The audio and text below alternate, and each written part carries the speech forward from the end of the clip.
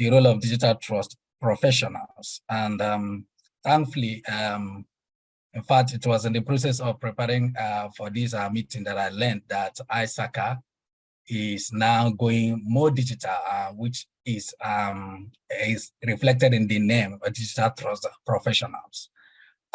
We are just going to look at overview of digital economy. I finally settled for digital economy instead of digitized or digitalized because of the abuse of some of these words, which we are going to see. So after looking at the examples and drivers, we'll move into fintech, because our discussion actually kick-started based on the challenges we're having in this country because of the policy of cashless society, which was the redesign of a naira, the currency, and the attendant scarcity and all the hardship that passed through, and the forceful drive for people to start adopting fintech and other means of transacting business instead of depending solely on cash. So that's why I will have some focus on fintech, and then we'll look generally at the risks associated with the digital economy. But in between, as we go along, we are going to be maybe pointing or seeing the risk and the opportunities and responsibilities that's involved in the digital transformation. That's a society that has been turning more into digital. When you talk about the technical aspect, you guys are the experts. Which just like kickstarting a discussion that is going to make you think and then look for more other solutions in the technical part. The social cultural, all of us are involved, and I believe not everybody that is in this meeting is an ISACA member or a risk or security professional. So we should be able to talk through on that one. So I'm moving straight to this definition of a digital economy. It's an economy that is powered by information and communication technology and digital tools in conduct of businesses, human interactions, and the way people live their lives. The objective is normally to innovate, to create and adapt the way we live and the way we consume goods and services. So the world is evolving. Let me see, this thing is blocking up here. Let's just say, sorry. Okay, cannot see the quotes very well because this is blocking it. How do I check it? Okay. So let me go to this quote by the owner of Amazon. They say there is no alternative to digital transformation. Visionary companies will carve out new strategic options for themselves. Those that don't adapt will fail. For me, they will not only fail, they will die as the world continues to go digital in their offerings. So everybody needs to adapt. I needed to bring up the quote because of the objective of innovating, creating, and adapting the way we live and consume our goods and services. And it's also a more efficient economy, fast-paced, responsive, lower cost, and seeing it in red, it lacks human and emotional interactions. So it's part of the things we need to consider while we are talking about the security or safety of digital transformation, because the world is having a lot of people that are passing through a lot of mental problem and depression. So transforming digitally will add more to that stress. While security, on the other hand, is the state of being free from danger or threat. If there is any point in time that anybody is going to be that free. So the security is an ongoing thing, is fluid, is a moving target.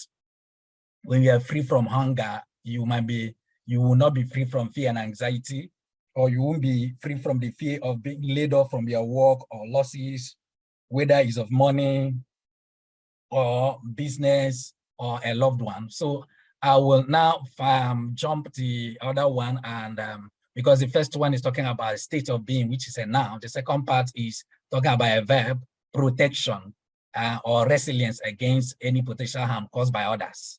So this is a CISA definition of cybersecurity. which is the art of protecting networks, devices, and data from unauthorized access or criminal use, and the practice of ensuring the CIA of information.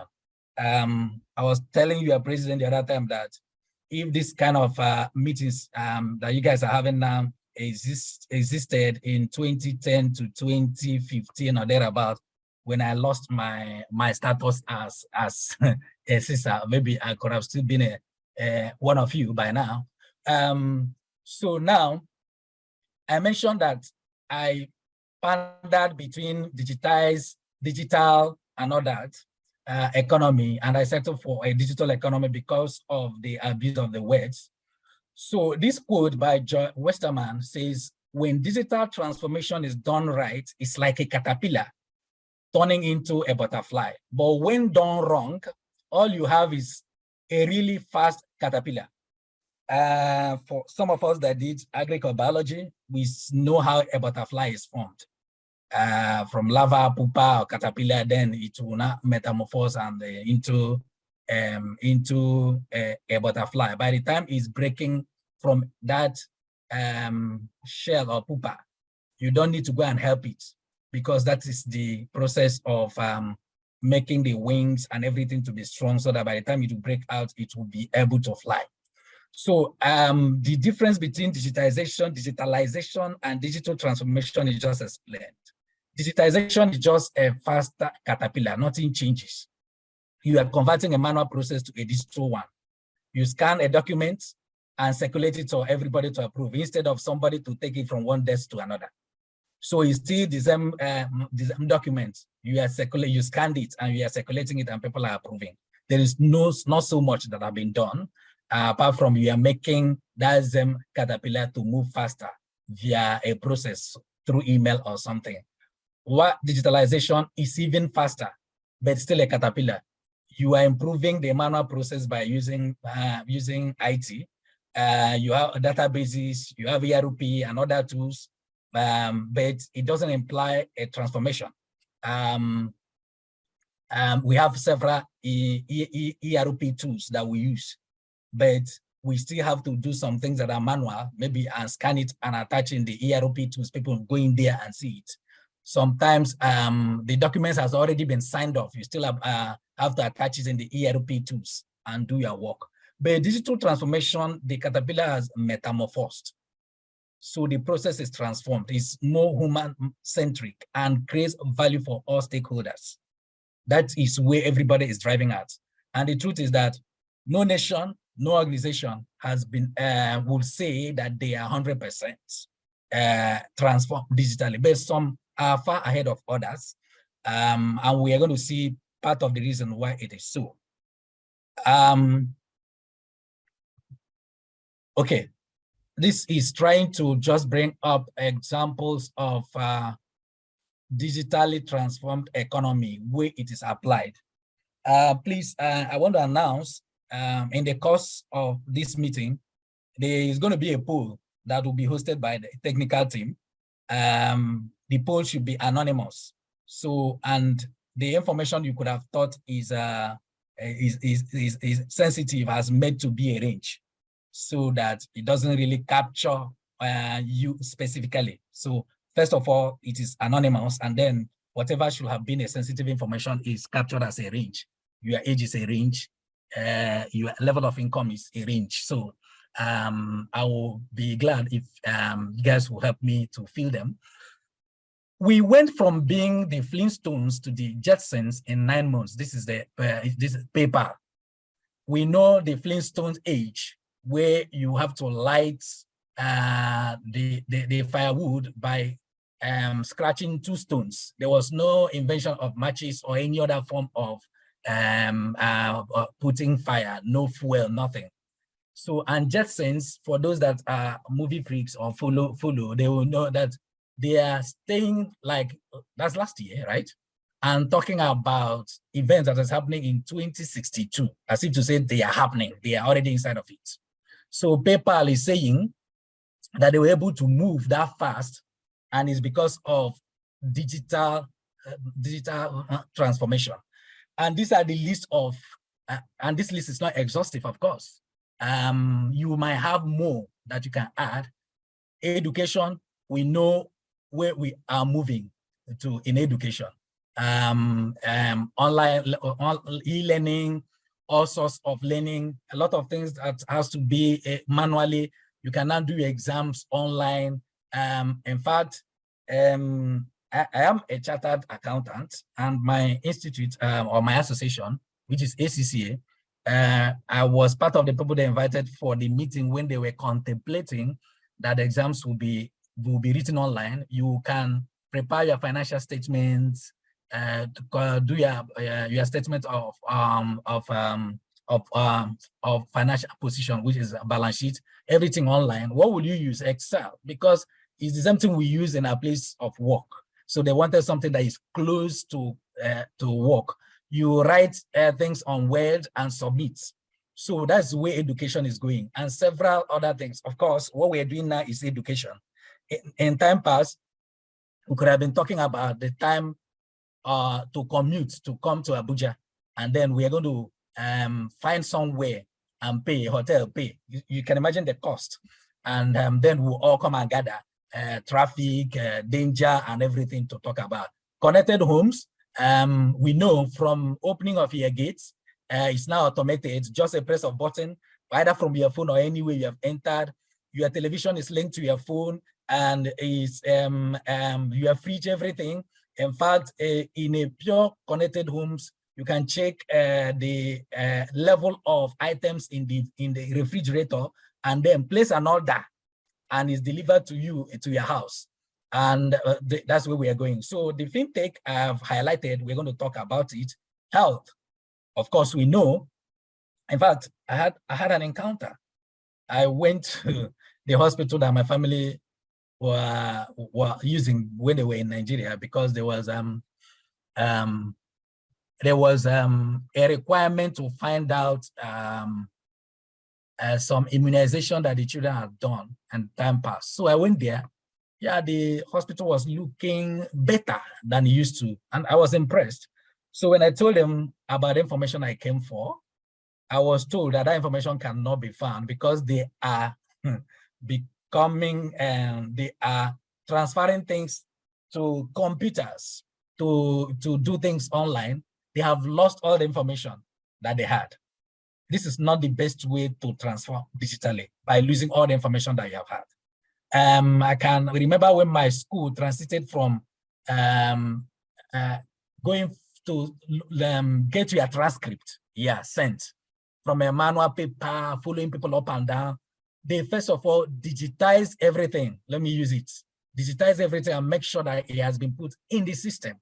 By that, they move ahead into transforming it to digitally. I stay at the comfort of my house and order for my transcript to be sent anywhere in the world, and I will pay online using my ATM card, and then I have a way of tracking where my transcript is until it is delivered to where it's going, and I'll see who signed it off.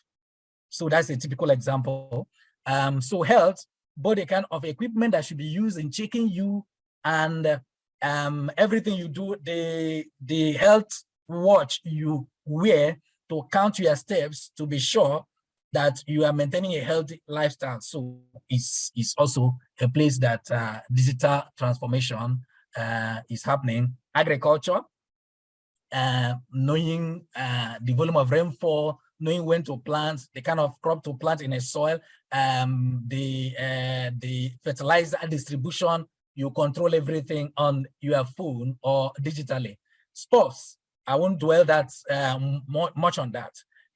Some of you, that if you're a lover of sports, especially football, you will be amazed at how each of the players on the pitch is being monitored by a camera and is capturing him. You will be amazed at if somebody scores a goal, they will be able to tell you whether that is the fastest or at what interval that it fits in. Data analytics and machine learning is at work there, digitizing even when somebody is offside. So everything is now digitized and computerized. It's interesting to know that also in religion, it is so. In fact, it is so much so that any religious organization that doesn't want to be digitally transformed will suffer, because no matter what you are telling the new generation that are coming up, they want where it is happening, where they can do things either online, where they can do things easily. You do a collection in some old Orthodox churches where you have a card. You go and give money, they will come and record for you and sign off. Nobody has that kind of time now, because as the service is going on, a lot of people are watching from their homes, whether it's a mosque, whether it's a church, whatever kind of religion. And when it's time to give your support online on your phone, you have sent it either on a mobile app or you're using a USSD. Everything, that's where it's going. In commerce, I can't dive into it because it's massive. It's part of the questionnaire there. So what kind of apps do you use to transact apart from your social media? Do you have a Jumia app? Do you have the app for Spa? Do you have that of Ebano? I'm just shopping, and several other apps that you use in transacting. So in commerce, some people now, in those days, all the things we knew in raising letters of credit and doing all the processing of Form M and all that, people now do international trade digitally. So it's working. Transport and logistics as well. Yes, I read somewhere, is it the past week, where a fintech is trying to partner with a bus service in Lagos where payment is going to be contactless. So you're going to have an app as you enter. That's what's obtainable anyway in the Western world. As you enter, you call up that app. There is a QR code that it will scan. Provided you are funded for that trip, it will scan and you enter and go. So the digitalization of transport and logistics is happening. Also, let's not even go ahead of ourselves because we are focusing on Nigeria. We know where the world has already gone. Driverless cars that you will call, it will come and you enter it, and navigate and go to where you're going to. Entertainment, in those days, we know who is a big boy when you enter into his house. A DVD machine. First of all, it started with those ones that is cassettes and all that, a whole lot of things. But all those things are contained in a phone or contained in a USB drive that you put inside your car and be playing and be going. So everything is being transferred. Governance is very, very important because I know a couple of you work in government or you are policy makers. It's something we need to embrace. Take, for instance, I think I was talking with your president on taxation and what is being done in FIRS.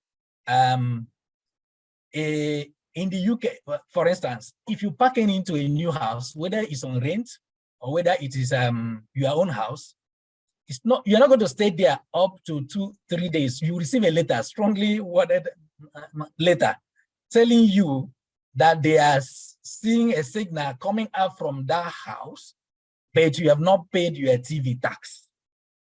So they have a way of digitally sensing and capturing any form of signal that is coming out from every part of this thing. I think it's regulated by BBC or whatever. So, and you have to pay, hurriedly have to pay because the wording of the letter is strong. So in digitization and governance, in increasing the tax nets and tax base, it's important.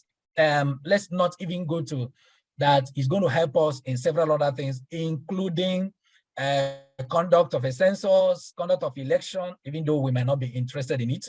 But some of these things are going to make life much, much easier if we are going to embrace the digitization. Okay, so the workplace, we know where we are now. Before now, we never knew that people can work from any part of the world or of the country or from home. But that's where we are now, is digitization or digital transformation that has caused it. I highlighted apps because of the way the world is going. Everything is appified. Let me use that English.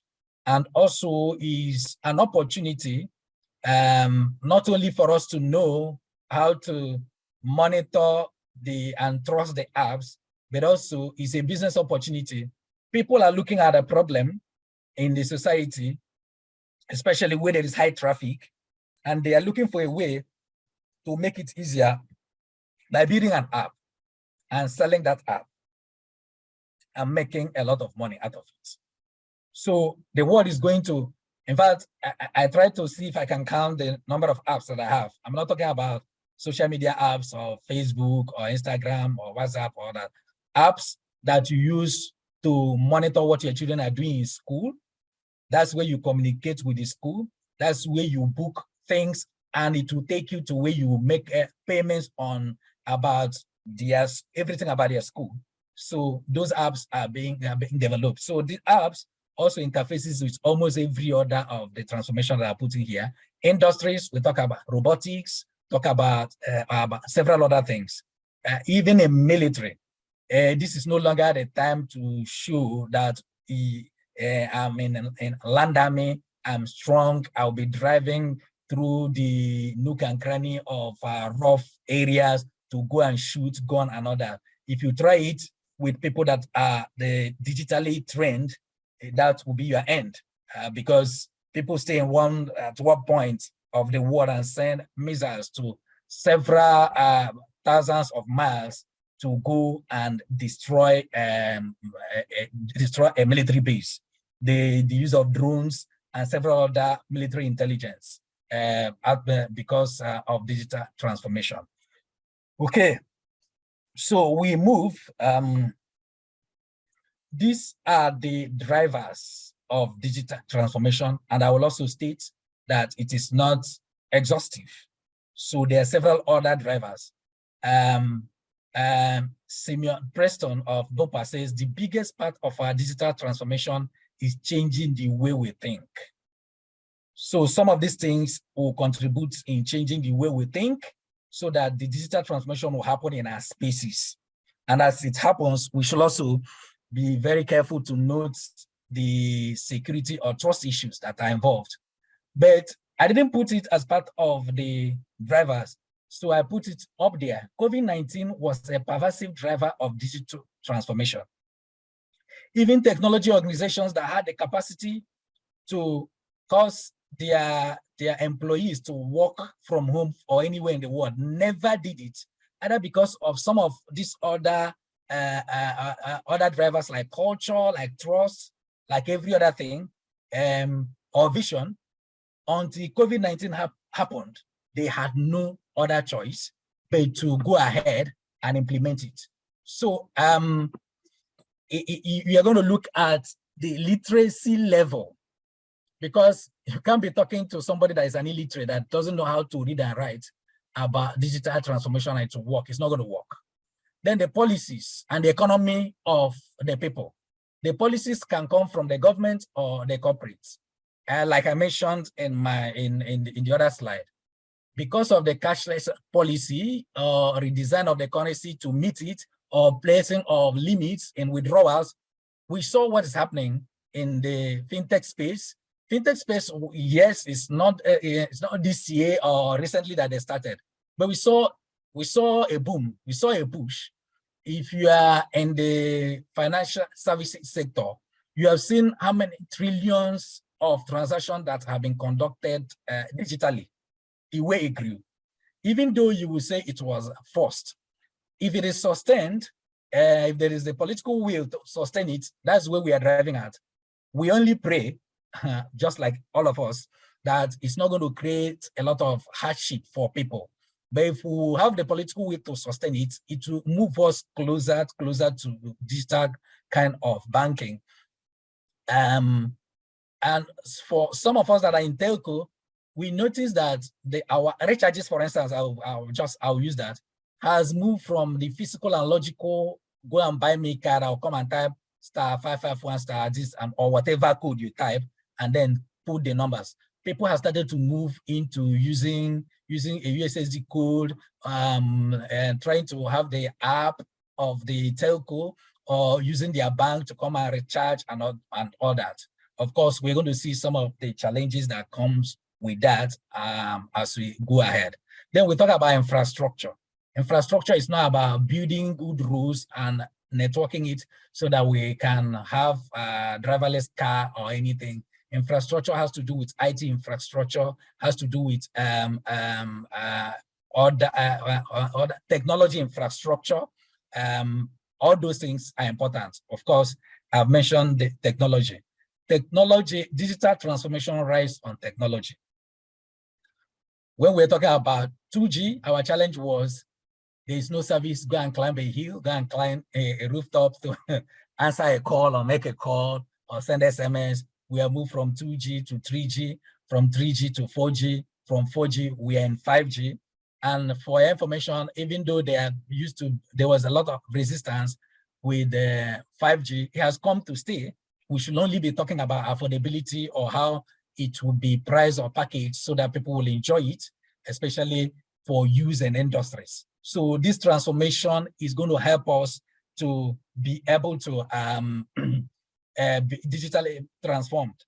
Last month, I stumbled on a picture I took with the CFO of my organization when he was my boss as a GM. We were inside what we call the teleconference room, and it was a big deal for us. I think that happened 9 years ago.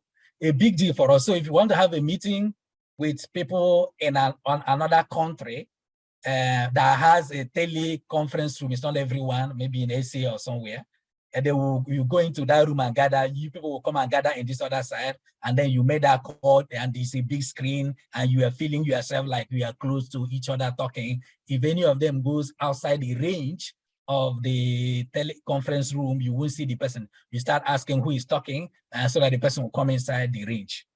All those ones has become obsolete. Of course, all of us, some of you are joining with your phone, a lot of you with your laptop, and we can see ourselves clearly. That's why you are seeing me. So it was made possible because of 4G, which improves the video quality and every other thing that, that you can get when you are talking. Vision is critical. If you don't have vision of where your organization is going, your country is going, you will not be able to start talking about how do we make things better, leveraging, if we leverage on digital technology.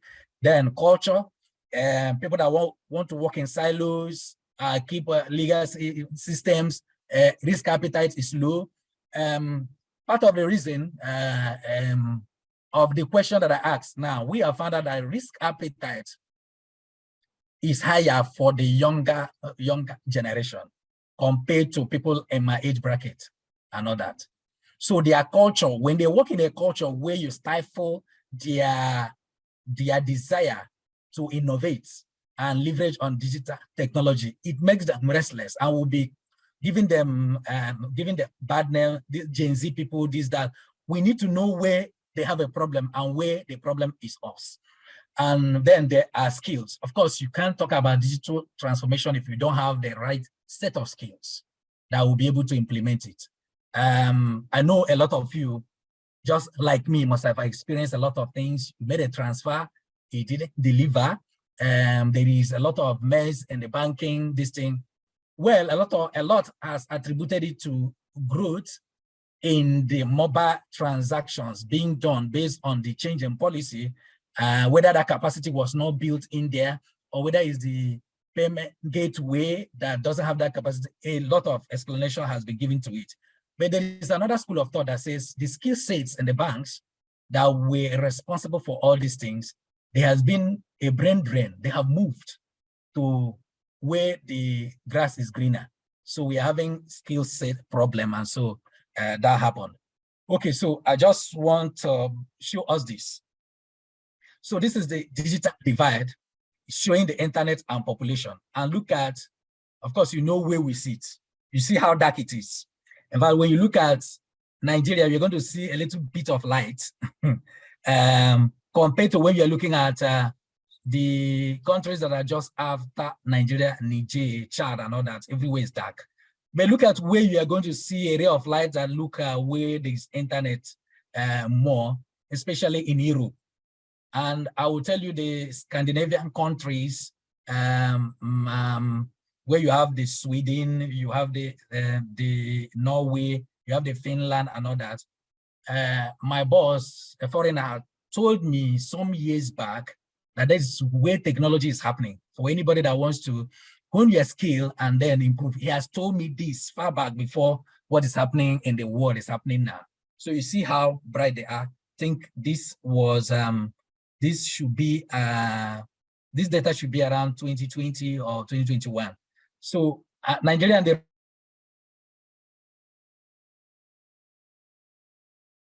huge opportunity and accompanying responsibility to deepen the penetration of digital technology in the continent. Opportunities are here. It's not only on one side. And I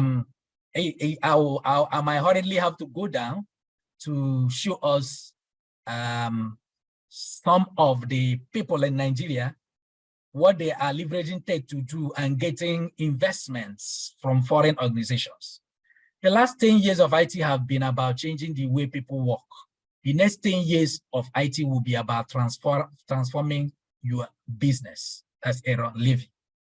So there's going to be a lot of transformation. You don't need to be resistant. If you are resistant, you will be swept off.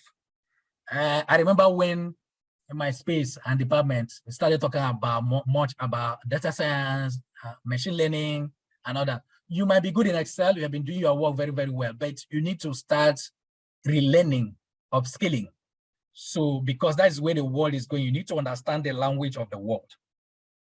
I can tell you for free that it was just in 2002 that ATM became so popular in Nigeria. In fact, I did a training in ATM when I was in the bank. And I did the training, and until I left the branch that I was working in 2004, there was no ATM there. But I've done a training, and I have to use the knowledge of my ATM training at Victoria Island, that I was in the East when it happened. So you have seen that we have moved further than ATM. It's not working well in Nigeria that people pay in cash with ATM because we are cash-based. It's a lot. That ATM will break down. But in developed worlds, even the ATM will recognize the currency denomination, will recognize the fake currency. People go in there and paying, so there's a little bit more advanced. But banking has gone past have ATM and ATM card. Meanwhile, there are some persons, well-educated, they don't use ATM because of trust issues. And that is part of the reason why we're having this kind of discussion. How can we engender trust in digital technology, whether it's in banking, whether it's in e-commerce, whether it is in health and others? There are risks that are inherent in that. In fact, I went with someone to a clinic, an eye clinic, and the person, when it was about time to go, he said, no, you didn't put your phone number. But I know when the person filled the form and I gave it to them, phone number was there. So I was surprised, did I not see correctly? So they gave the person to fill the phone number, only for us to see that they gave the person another detail of another client. So if the phone number issue did not come up, that's what they will attach to the person, and maybe send the eyeglasses to a wrong person, give you a wrong one. It has happened, there was a screening, somebody was told you have hepatitis, and his BP has gone up, only for them to say, oh, it was a mistake. I have also, this one I'm saying is not a joke. Somebody that the urine analysis shows he is pregnant. I say he is pregnant. So some of these risks are there. So how do you put processes that will ensure that we do not have this kind of risk? Like I mentioned there, literacy rates and infrastructure. If you look at, we don't have the time here, if you look at literacy rates and access to energy, that's access to electricity as percentage, the percentage of population of the country that has access to electricity. If you look at it and look at literacy rate and go back to this slide on divide, you will see clearly why some are in perpetual darkness and others have bright light. If you come here, you're going to see a Finland that has a literacy rate of 100%. You'll be asking how, but that's what it is. Or a Cuba or Brazil that access to electricity is 100%. 100%. In fact, India is 99, and Mexico 99.4.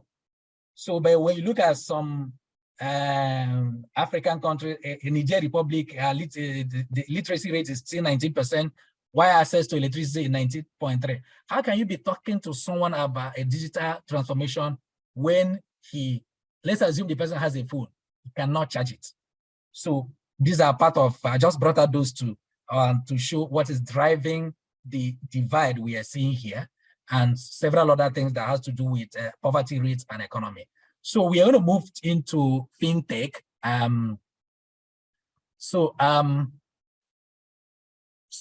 We are witnessing the creative destruction of financial services, rearranging itself around the consumer. Who does this in the most relevant, exciting way, using data and digital will win. I was sent for a training in 2006 when I was still in the bank, and I kept on wondering why the bank decided to send me to such a training for them to talk to me in that way.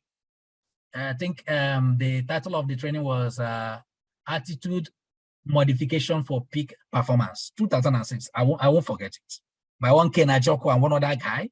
So they said that banking, business is being done as banking, that in the future, banking has to be done as a business. And there are a couple of other jabs they threw at us. You ask somebody, what do? You say, I'm a cash officer. What does it mean to be a cash officer? If you go to the UK or US and all that, how will you explain to them your role? Because they don't deal with cash.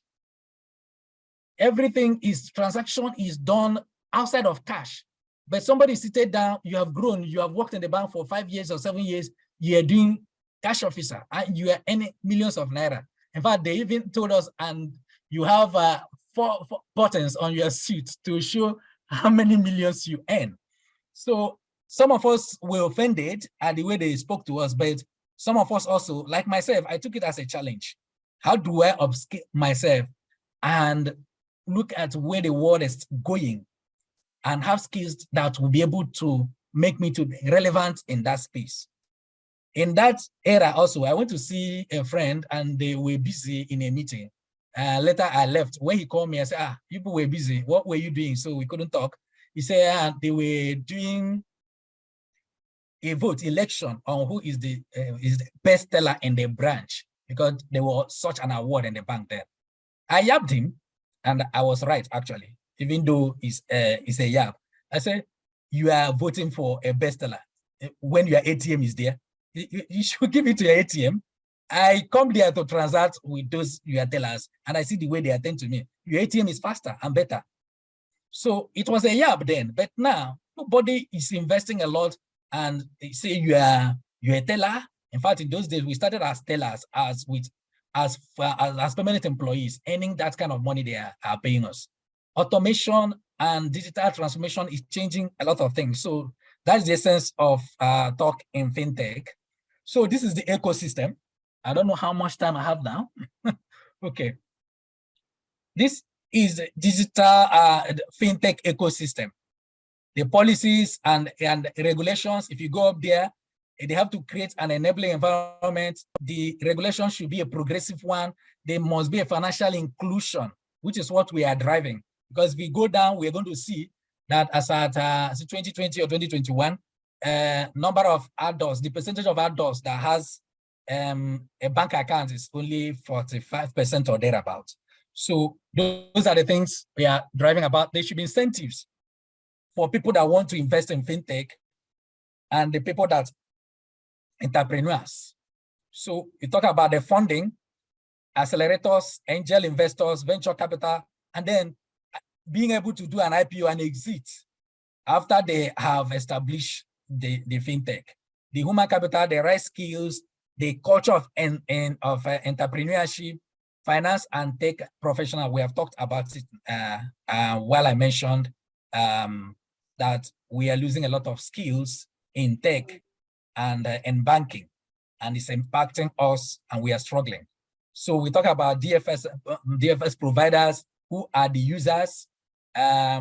Government is the user, business, the merchants, the consumers. What kind of transaction happens there? Payment services, savings, loans and investment transactions. Part of the questions or souvenir or questionnaire is to know how many of us patronize the fintech as actually. Okay, 10 minutes more. Okay, you can round up, sir. Okay, so this is, please, yeah, this is the fintech ecosystem. Let me just try and round off. I'll move there. This one is saying that Sub-Saharan Africa has the highest number of Momo accounts compared to other parts of the world, which makes it to be a huge, and the reason is because they don't have traditional bank accounts. There is something I want to bring out here. So that is going to show us the huge kind of potential that we have. About 2/3 of adult population in Nigeria live in rural areas. And if they live there, electricity is a problem. They might not have internet. They don't have a bank account. So that's the huge potential in fintech. And several other comments, like 20 million of them don't have any formal education. If they are able to operate a phone, that means we'll be able to now talk about how to include them through fintech, where they can use SMS and USSD code. So this is the kind of transaction has from 2016 to 2020. And what is sticking out here is banking agency is increasing in Nigeria. Banking agency is increasing in Nigeria from 3% to 19%. So that's the key information I wanted to bring out. Okay, I think I will finally settle here. These are some of the reasons why people don't have access to banking or their perception about banking. Income is irregular. Banks are too far. That's why we say that 2/3 lives in rural areas, so there's no bank. They don't have a job. That's unemployment and economy. It costs too much to reach a bank. In fact, the ones I ticked out, they cannot read or write. The literacy rate is part of the problem that have made people, they don't have an account. Lack of trust, I ticked it off because that is what we are discussing. No identity documents. The policy of the federal government about having a national identification number will be solving this kind of problem. Unlike in those days where we used to tell our customers to go to a course, one affidavit with your passport, passport photograph and all that, we can use that to open a savings account. People don't need to go through all this because everybody is supposed to have NIN and other comments. So this is the one I told you.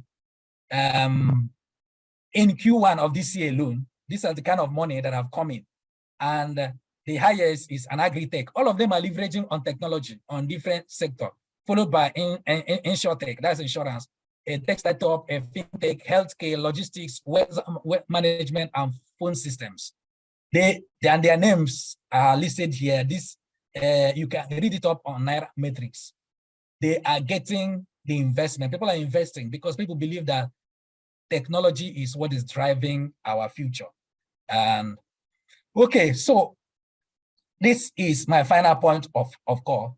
On the technical side, you will have more than enough to talk about based on what we have discussed.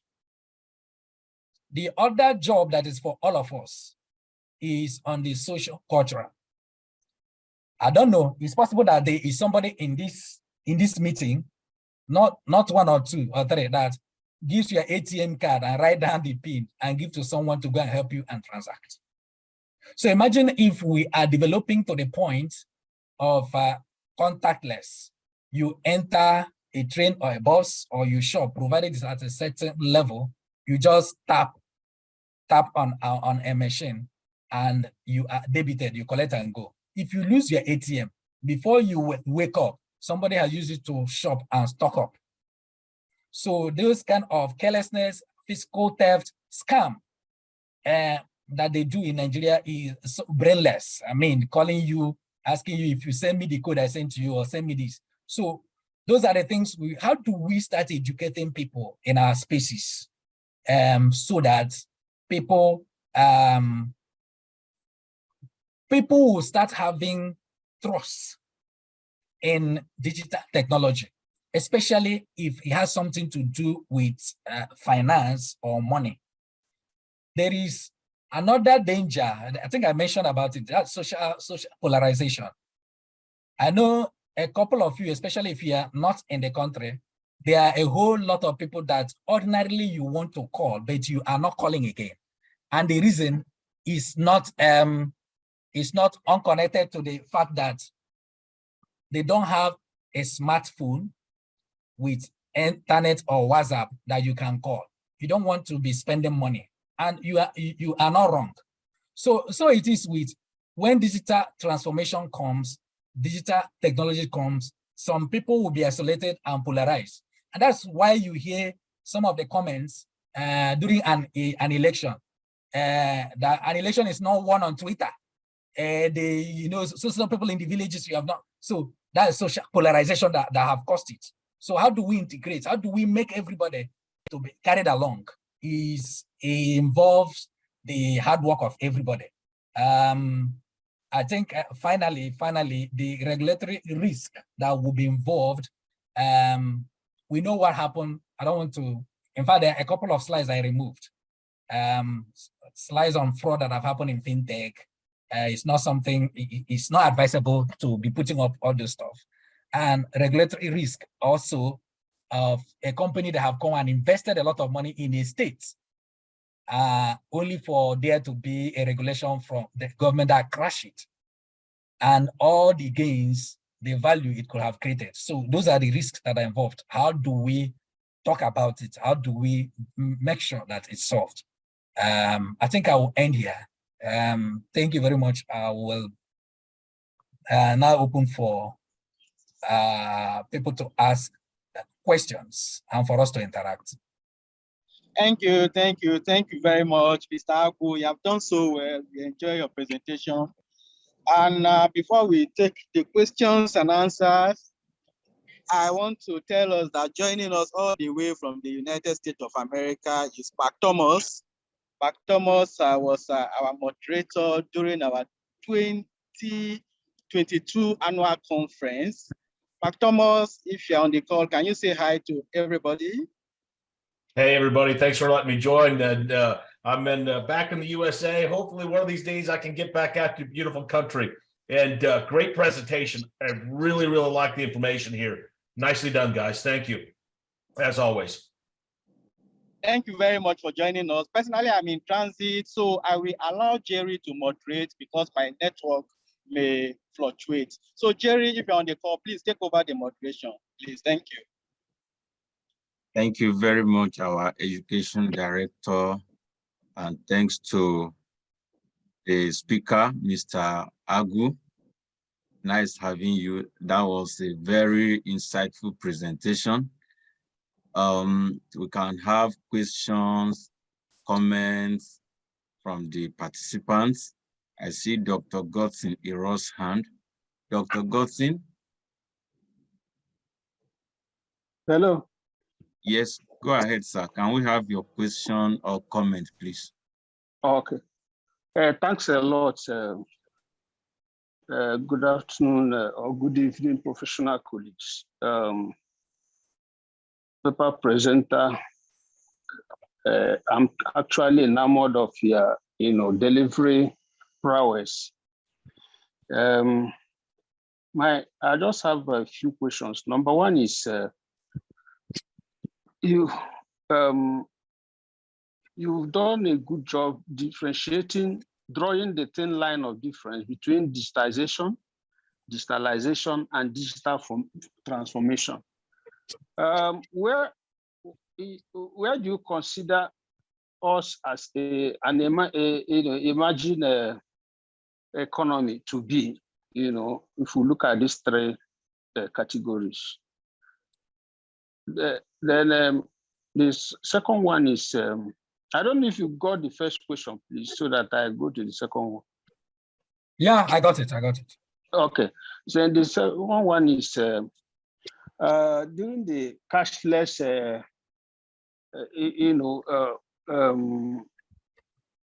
challenge, a lot of reasons we are giving, but could we have avoided, the challenges that arose, especially the issue of infrastructure to host the cashless policy, given the fact that before even that time, we were talking about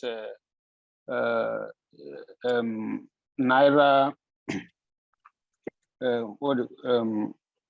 we were talking about the ATM, what do you call it? The Naira. Sorry, the app on Naira. I've forgotten the name now. The Naira app that CBN introduced. Okay, the e-Naira. Sorry? e-Naira. Yes, the e-Naira. And even the issue of the issue of banning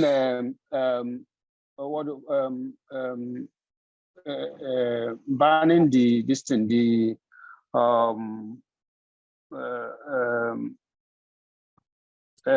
blockchain, cryptocurrency transactions. So could we have avoided this challenge? Because a lot of people not only lost money, lives were lost, social connections were disrupted, and so many things. So as a nation, could we have avoided that? Then finally, the last one should be, given that the ISACA as an institution that's always thinking forward, is transiting to digital trust. What do you think that as a chapter we should do more in terms of embracing this digital trust, to the extent of creating the awareness, both at the government level and at private enterprise level? Thank you. Okay, thank you. Okay, so let me take it. The first one, talking about where are we as a country on whether it's digitization or digitalization or digital transformation. I'll answer that question by elimination, and I will eliminate digital transformation. This out of it, we've not gotten to that. So it is in some parts of our lives, we are trying to do digitization, where we normally have files, cabinets, where you go and put files. We have scanned and put them where someone can have access to it. Then whether there is a control about who can have access to it, the same way we used to lock up the cabinets and somebody will have key, is another thing that is left for ISACA and digital trust people to do. In some other places, we are trying a little bit to start doing digitalization.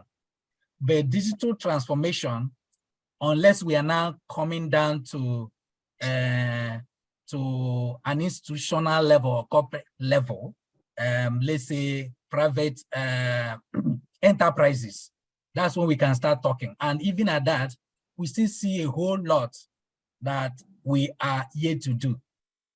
That when you compare it with the eyes of what you see outside in developed economies, you will know we are still far. So to answer you, especially if you are talking specifically about the government, about the country and governance. In some instances, there are people that are moving ahead of others. And that's the truth. As in government agencies, they are moving ahead of others, that they are competing favorably with the private sector and even being able to regulate them if they are regulators. I don't want to call them so that if I don't call your own, you will say I did not call your own. So, but on a whole, I will eliminate digital transformation. We are digitizing a lot of things, and we are doing digitalization in a whole lot of things. The second question was on, could it have been avoided? Yeah, you are right. A lot of suggestions were made. Yes, they had that policy being announced. There has been e-Naira. There has been, the e-Naira came out after the clampdown of crypto, and a lot of things were being traced and all that before the e-Naira was invented, and several other trying to put limits of cash and movement of cash. But there was also the comment that it was politically motivated. And I think it's beyond the scope of our meeting, because there is nothing anyone of us here can do about it, if that is the case. But I would take it that just like COVID, that is what befell us. And the way we struggled to cope and manage in COVID, just like you said, businesses were lost, lives were lost, contacts and relationships were lost, is something that happened to us. Could it have been done better? Yes. And I will not blame the government or the agent of the government alone. I will blame us as a whole. Some of us were not obliging. Some of us didn't want to be compliant with where they were trying to go and drive us to. In fact, when it happened and I used to see a lot of queue or ATM, I told myself, I'm not going to go to any ATM. Let me see how I won't survive. I mean, why should I not? So I tried it until I was told at home, please, can you help us and get cash? We went to go and buy something in the market and we can't pay with card. It's not everywhere they will accept card. It's not everywhere that has a POS. So I found out that I can't operate as an island. It's all of us need to start embracing it. And that's why we are having this kind of talk. How do we make people get comfortable and have trust in non-cash way of transacting? That is very, very important and critical. At every place we have opportunity, I do it in my church. Telling them why should it more be? There's a time of offering, people come and ask around and drop cash. Can't you say it and put the account number in the screen? People will do transfer, or people will put money in an envelope or check in an envelope on your way out to drop it. So we need to start talking to people and changing the way we think. The last one is ISACA, what it should be doing to influence this. The good thing is actually that this is a chapter that sits with the seat of government. And a couple of your members work in those kind of agencies or government establishments where the policies are made. Start partnering with them. In ACCA, we have what we call ACCA approved employer. So my organization is ACCA approved employer. So sometimes we have an engagement in-house, talk to them what ACCA can do and all that, how it can help. So when this talk and is being had, we start having this kind of discussions in various quarters among the people that make the policies. Little by little, it might look like the effort is not yielding a lot. One after the other, things will continue to change. And also trying to engage other people, just like I asked the president, are other people allowed to join this meeting? He said yes, provided they can go and register, so that people will hear and we drive it into their subconsciousness that, see, this thing is secured, this thing can be done. I think that is the way I think ISACA can help with this.